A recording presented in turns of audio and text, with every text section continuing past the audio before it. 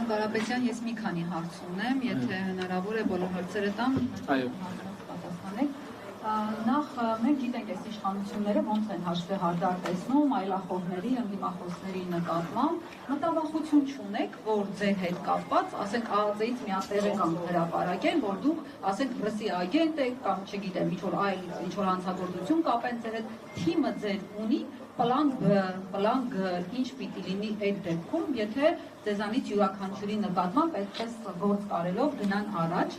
Հաջորդ հարցը, ինչ շատ հետաքրքրում է այս իշխանության ներկայացուցիչները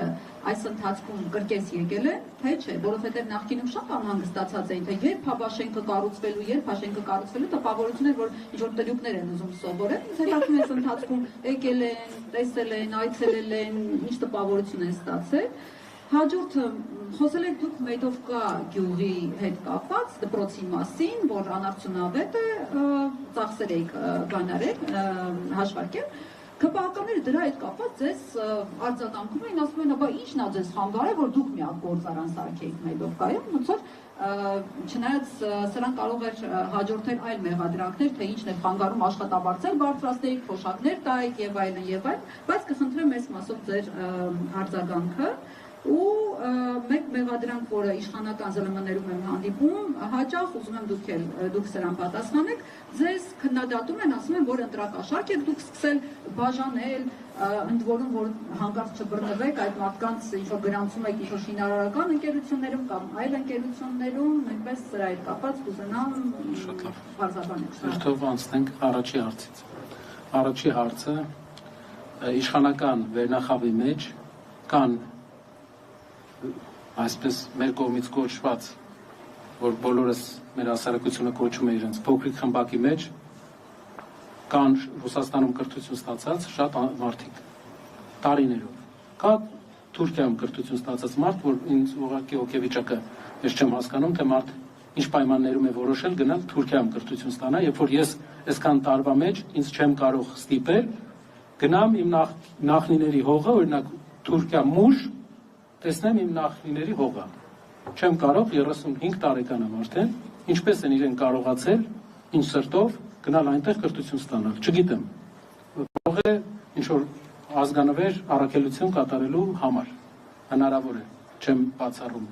հաշվի առնելով, թե ում որդին է այդ անձը։ Բայց ռուսական կրթություն ստացած, 4-5 տարի Ռուսաստանում ապրած շատ մարդիկ կան այնտեղ։ Ինձ թվում է, գիտեք, որ մասնակի ունեմ նաև արևմտյան կրթություն, ինձ թվում է, որ եթե այդ ճանապարհով գնանք, շատ տեղերից շատ բաներ դուրս կգա, եւ նաև Հայաստանը ուղիղ ապրում է, որոշ քայլեր արվում են Թուրքիայի կողմից Հայաստանի հետ բանակցող քլեչի հետ բանակցության արդյունքում։ Թե բանակցություն է, թե ցույցում է, ժամանակը ցույց կտա, փաստաթղթերը ցույց կտան։ Երբ մենք խոսում ենք գործակալներից, մենք ունենք մտավախություն, որ մեր երկրում կա գործակալներ։ Մի հարց տամ բոլորիդ։ Նկատել եք, որ մի քանի տարի ադրբեջանական գործակալ մեր երկրում չի բռնվում։ Չկա գործակալ ադրբեջանական Հայաստանում։ Բրծան։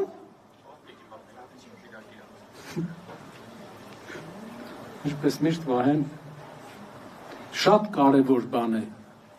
Արդյոք հայկական ազգային անվտանգության ծառայությունը ադրբեջանական գործակալ վերջի 1-2 տարում բռնել է, թե չէ։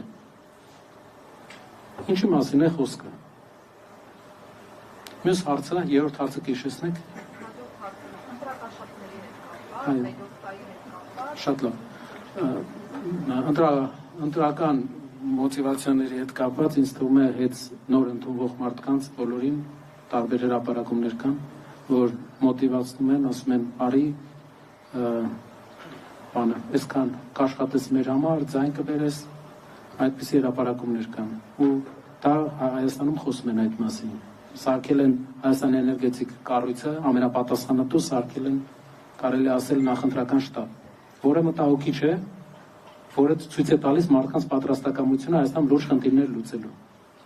Նրանք պատրաստակամ են լուրջ խնդիր լուծեն, թե պատրաստակամ են ուղղակի մի հատ էլ ընտրություն կրեն, մի 5 տարի բանակցեն, մի 2 բան էլ լուծեն։ Ինչ վերաբերում է Մեդովկա գյուղին։ Մեդովկա գյուղում գյուղի տղամարդկանց այն փոքր մասը, որ աշխատանք ունի, այն փոքր մասը, որ աշխատանք ունի։ Իմ հիշելով 5-6 հոգի աշխատում է մեր կառուցած գործարանում, մալուխների գործարանում։ Սակայն դա բավարար չէ, որովհետև այդ գործանում տարբեր գյուղերից են մարդիկ։ Այդ համայնքի համար, ինչպես նաև Հայաստանի բոլոր համայնքների համար պետք է զարգացման ծրագիր, պետք են արդյունաբերական հիմնարկներ, գործարաններ, ֆաբրիկաներ, որտեղ հնարավոր է տուրիզմ, 3-4 ռեգիոն կա, որտեղ լավ կարա զարգանա տուրիզմը։ Եվ գյուղատնտեսական ուղղություն Արարատյան դաշտի համար, մյուս տարբեր շրջանների համար, կամ նաև այդպիսի շրջաններ հետաքրքիր։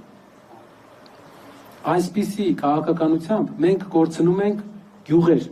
ամեն տարի եւ դա չի բերելու մեզ մեր երկրին զարգացում,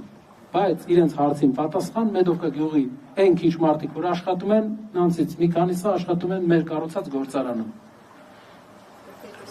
Կրկեսի հետ կապված չենք նկատել, չենք էլ հետաքրքրվել, ճիշտը որ ասեմ, մեր քանի որ ենթակառուցվածքները շատ են եւ նաեւ բիզնես ուղղությունները քիչ չեն, շատ հաճախորդներ կարող են լինել, մենք ուղղակի ուրախ կլինենք, որ մեր հայրենակիցները իրենց երեխաների հետ այցելեն որևէ սահմանափակում կամ որևէ այլ բան չի կարող լինել,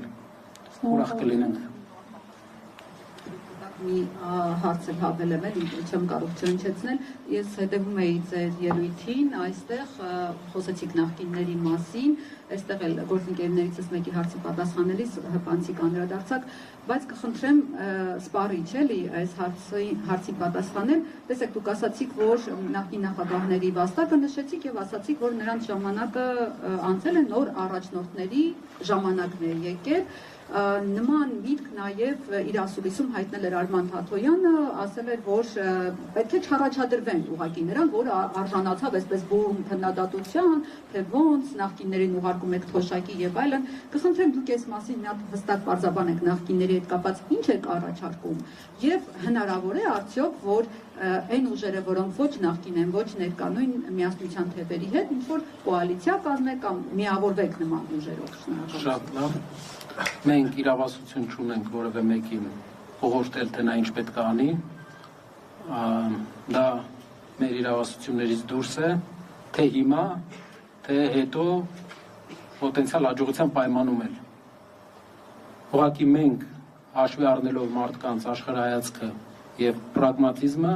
պետք է բոլորով հասկանանք, որ մեր հասարակությունը բևեռացված է, որ չեն կարող նախկին 3 նախագահները եւ ներկա վարչապետը շարունակել կառավարել առանց հասարակական հակասությունների։ Կարող են նրանցից մեկը կարող է փորձել շարունակել կառավարել, բայց կլինի հակասություն հասարակական։ Միասնություն չի լինի։ Իսկ դա լուծում չէ Հայաստանի համար եւ դա պետք է չլինի։